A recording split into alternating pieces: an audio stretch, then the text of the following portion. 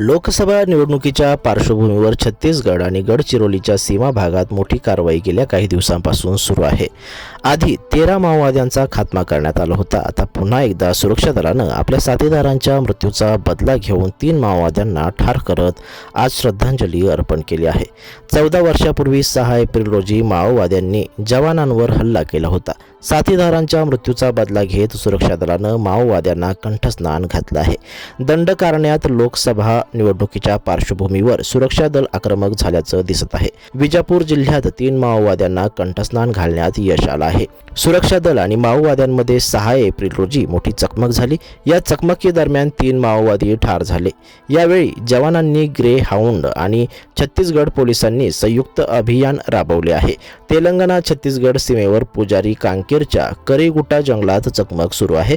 चकमकीत आतापर्यंत 3 माओवादी ठार झाल्याचं वृत्त आहे।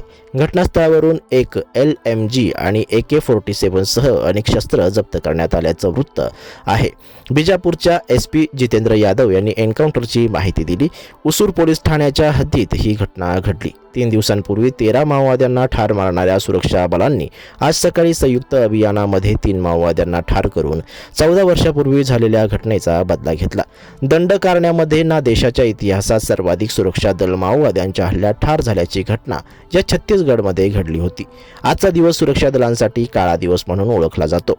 6 एप्रिल 2010 रोजी 14 वर्षांपूर्वी सुकमा जिल्ह्याच्या ताडमेटलच्या जंगलात माओवाद विरोधी अभियानावरून परतणाऱ्या CRPFच्या जवानांवर माओवाद्यांनी हल्ला केला होता। माओवाद्यांच्या या अंबुशमध्ये CRPFचे तब्बल 76 जवान शहीद झाले होते। देश स्वतंत्र झाल्यानंतर एकाच घटनेत एवढ्या मोठ्या जवानांना शहीद व्हावे लागण्याची ही पहिलीच वेळ होती। आज याच दिवशी 3 माओवाद्यांना ठार करून जवानांनी आपल्या मृतक शहीद जवानांना श्रद्धांजली अर्पण केली आहे।